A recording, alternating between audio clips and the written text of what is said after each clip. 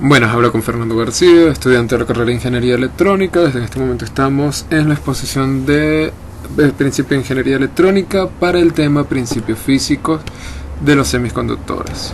En primer lugar, hablamos de los semiconductores. En los semiconductores podemos hablar de lo que son los materiales o los semiconductores intrínseco y extrínseco. Estos en sí son bastante fáciles de definir, sobre todo que para esta exposición es bastante fácil de decir. Un material intrínseco es un material puro que no está dopado. Más adelante les indicaré qué significa que no está dopado, pero es que no tiene materiales impuros en su composición. En cuanto a lo que son los materiales extrínsecos, al contrario, si ha sido dopado, no está en su estado más puro. Y como lo podemos indicar, esa sería la diferencia primero más básica con la que podemos hablar. Cuando hablamos sobre el concepto de dopaje, si lo podemos entender o internalizar de una forma sencilla, podríamos decir que es una técnica utilizada para variar el número de electrones y huecos en los semiconductores. Cabe destacar que un poco más adelante les voy a explicar lo que es la parte de los huecos, pero en lo que es la parte de los electrones, lo que estamos viendo es el comportamiento de estos materiales ante la presencia de corriente o la presencia de energía como tal. Ahora, cuando hablamos de semiconductores, podemos hablar que hay de dos tipos, los tipo N y los tipo P. En cuanto a los tipo N, podemos decir que están impurificados, pero sus impurezas van a tener un nombre específico que se llaman donadoras, y esas impurezas van a ser pentavalentes. En cualquier caso, en la siguiente diapositiva hay un cuadro que lo explica de forma bastante sencilla. Una breve explicación sobre estos tipo N es que como los electrones superan a los huecos en un semiconductor tipo N, exactamente por eso se llaman tipo N, reciben el nombre de portadores mayoritarios, mientras que los huecos, al ya haber mayoritarios, hay minoritarios.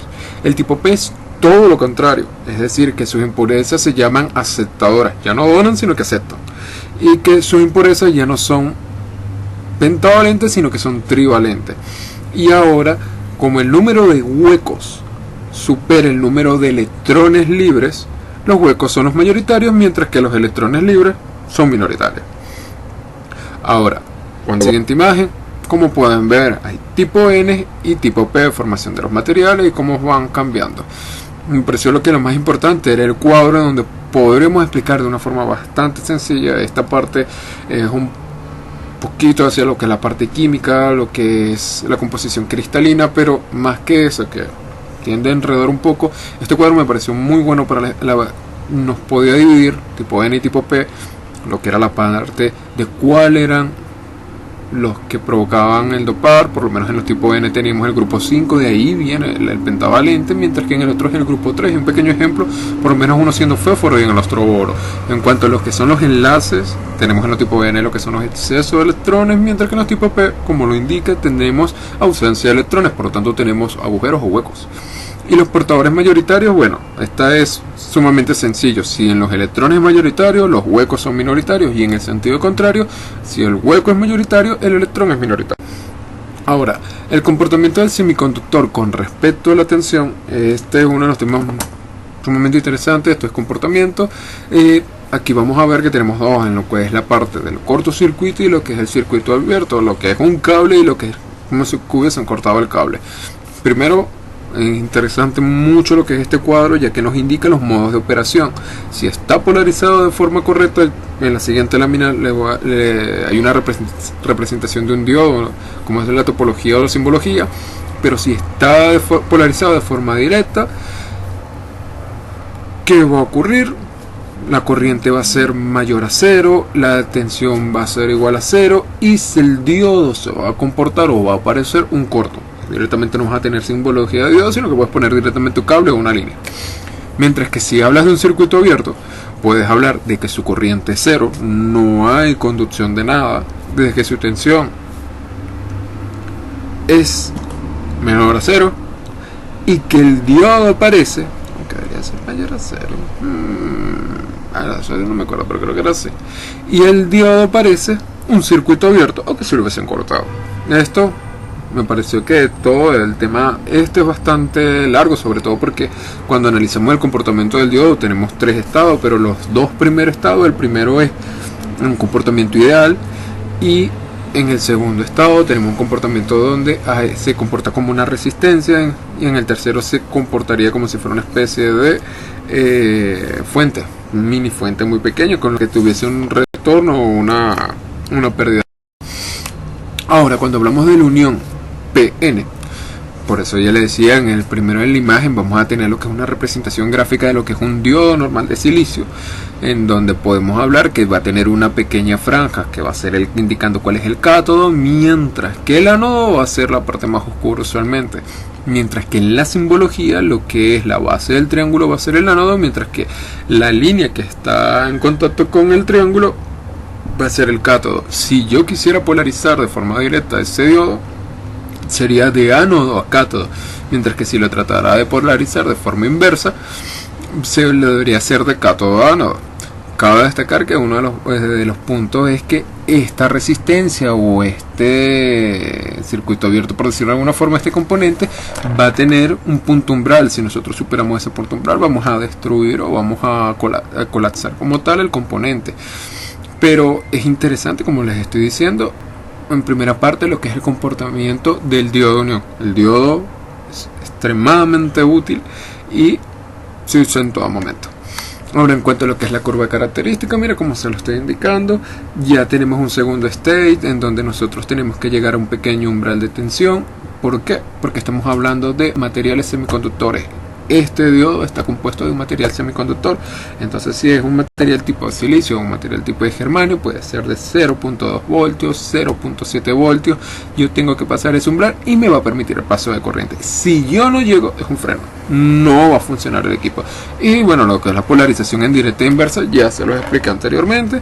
Dependiendo de lo que, si lo polarizas por el cátodo o por el ánodo, va a ser directo o inverso.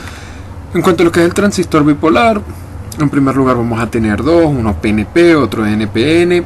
Vamos a tener tres pines, entradas, contactos, que lo podemos llamar, se le llama tapatica en algún momento, en donde vamos a tener que los pines serían colector, base y emisor. Este transistor, este es el comportamiento, nosotros vamos a regular el comportamiento con respecto o en base a la corriente.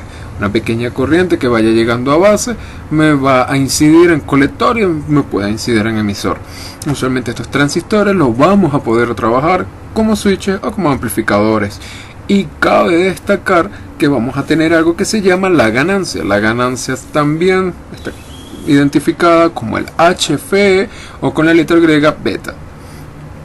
Cabe acotar que los transistores como componentes son una de las cosas más estudiadas en electrónica, pero no solamente como componentes, sino como arreglos o como grupos de componentes, en donde podremos tener Darlington, y después donde vamos a hacer o vamos a ver cómo es la conformación de micros o de operacionales, que son grupos de diodos, transistores, y son analizados más antes. Cuanto a los transistores MOSFET, mientras en uno estábamos trabajando o estábamos tratando de regular todo a base de corriente que va llegando, este trabaja a base de tensión. Muy sencillo. En primero no trabajamos ni con colector, emisor ni base, sino que vamos a trabajar con un drenador, una compuerta y un source, una fuente, o drain gate source. ¿Cómo sería esta topología? Bastante sencilla, sumamente interesante, y la conseguimos en muchas etapas de potencia en casi todo lo que vamos a trabajar. Tengo un source y tengo un drain por donde podrían pasar la corriente, y tengo un gate o una compuerta que, dependiendo de la tensión positiva o negativa que me esté llegando al umbral que me llegue, yo voy a trabajarlo como si fuera una especie de grifo. Esto es interesante y se diferencia mucho de lo que son los tiristores, porque no es que una pequeña tensión que pase el umbral me permite que pase esto sin ningún tipo de retroceso o control, sino que sabiendo manejar la tensión en la compuerta, yo puedo controlar la corriente que va pasando por el MOSFET. En cuanto a los diodos UGT o los diodos de junción, como les había indicado, ya teníamos los MOSFET, teníamos como una especie de tiristor. En esta composición o en esta topología, lo que sí tendríamos aparte es un pequeño gate o una pequeña entrada de tensión, que en el momento en que le llegue la tensión indicada va a ser como una especie de disparador, no un switch sino un disparador, en donde él va a permitir que pase toda la corriente, y para poder desactivarlo habría que quitarle la alimentación prácticamente al sistema. Aún así, también hay juegos de circuitos con el que tú podrías, aun cuando está activado el sistema, volver a apagarlo. Se utiliza mucho lo que es la parte de los tiristores. Triad son extremadamente útil, tanto así que bueno, con parte de los desarrollo, no desarrollo, curiosidad de cuando estaba viendo esta parte de la materia, lo que son las lavadoras, las pequeñas placas de las lavadoras ahora, lavadoras modulares, mientras que antiguamente te daban una especie de reloj, unos monstruos así que para desarmar lo que parecían unos Lego, ahorita te traen una pequeña PCB y tú lo que tienes que entender es la topología del movimiento, y muchas veces lo que se te pueden dañar, pequeños diodos, creo que era diadotres que se le dañaban, y era cómo entenderlo y cómo iba funcionando el motor. Cabe destacar que para esta exposición es sumamente corta, por más que se había dicho que era más de 5 minutos, pero es sumamente corta para los temas que estamos tocando. Por eso es que los detalles, más que todo, se estaban diciendo puntuales, que fueran los más interesantes. Espero que haya sido de su agrado y que tengan una excelente tarde, noche. Hasta luego.